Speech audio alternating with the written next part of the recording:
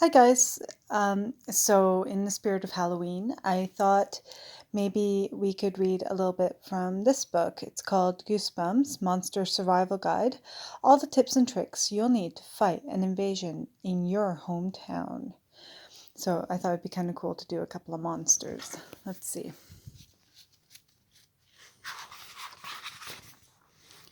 Ooh, welcome to the world of monsters, it says. Let's see who we can find. All right.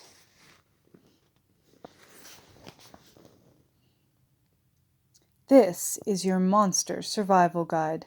This book will tell you everything you need to know about some of the most horrible, hideous, dangerous monsters out there. My name is Zach Cooper, and I bet I know what you're thinking. A monster survival handbook? Horrible, hideous, dangerous monsters? This guy is nuts. It does sound crazy, I know. Before I moved to Madison, Delaware, I would have thought the same thing. But you have to believe me, there are monsters out there. Real monsters. They are hidden away in a house right in the middle of my new town. In the house right next door to me. The house belonged to a guy named Mr. Shivers. But it turned out Miss Shivers wasn't his real name. He was R.L. Stein, and he wrote scary books filled with all kinds of crazy creatures. I didn't know anything about Stein or his books, but my friend Champ did.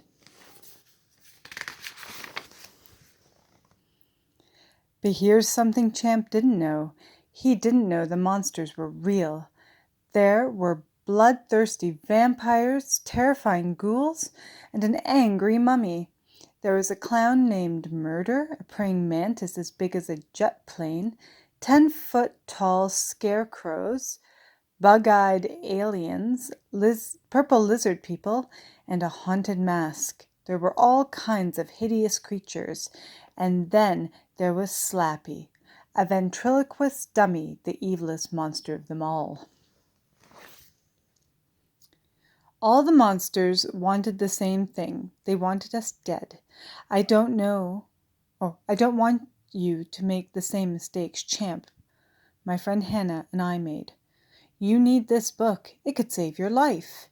Keep it nearby. It will tell you what these monsters want, their weaknesses, their special powers, and the secrets you need to know to defeat them. A monster survival guide, not so crazy after all, right? Right. So turn the page and start with the haunted mask. After that, don't stop. Keep going till you reach the end. Because here's the thing about monsters. You never know when and where they'll turn up next.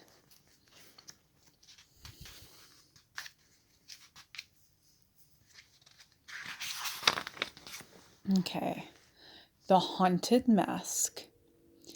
Face it, one look at the haunted mask and you know trouble's ahead. Its hideous lips gape open. Its mouth is lined with sharp, jagged fangs. Its creepy eyes glow orange. Touch it if you must. It feels very soft and surprisingly warm. You'll be drawn to it. You'll want to put it on. But don't even think about it, even if it's Halloween. Especially if it's Halloween.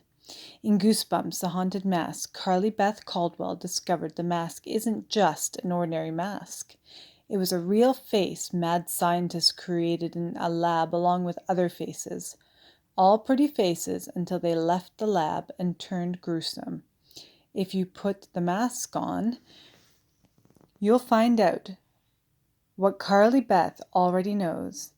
It will grow tighter and tighter. It will meld with your skin, and soon you won't be able to tell where the mask ends and your face begins. Slip it over your head and see what happens. Your voice will turn gruff, and you'll become angry, violent, wicked. That hideous face, that new personality, will be you. The haunted mask won't quit until it controls you, and until it fills you with its evil. And remember, one size fits all. Know your monster. Hometown. Somewhere near Walnut Avenue Middle School. How to defeat it. A symbol of love. The mask's evil will wither in love's presence. Favorite song? I've Got You Under My Skin. Last scene, Madison High bathroom, checking out its killer looks. Also seen in Goosebumps, Horrorland, Scream of the Haunted Mask, and Goosebumps Most Wanted, The Haunted Mask. That's pretty scary. The next one. Ooh. The Werewolf of Fever Swamp. The moon is full, the air is heavy and wet, and it's hard to breathe. The dewy grass gleams silver in the pale moonlight. It's midnight in Fever Swamp, and you hear a howl. Not a dog, not a wolf, a howl of agony, almost human but not quite. It's the creature from Goosebumps, the werewolf of Fever Swamp. The werewolf of Fever Swamp is fierce and fast. Before he attacks, his dark eyes take on an eerie glow. His snout twitches. Then he opens wide to reveal 2 rows of gleaming teeth. Saliva drips from his long, pointy fangs. Now he's ready for a bite. What should you do before he attacks? Bite him first.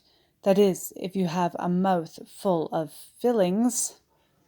Ooh, that's a scary looking werewolf.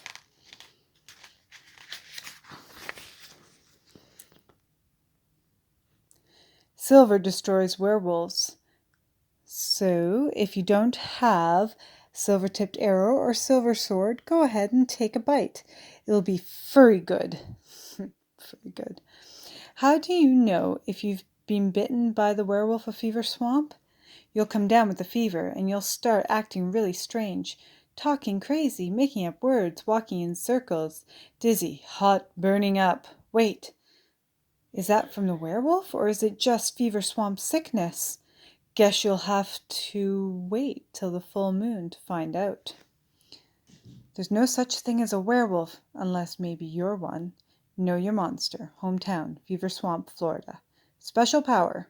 Can smell kids and horror writers a mile away. Worst moment, when Zach and Hannah tricked him with a rubber stake. Last seen, Madison, Delaware Amusement Park. Well, that's 2 monsters, guys. I hope you liked them. Happy Halloween. Bye.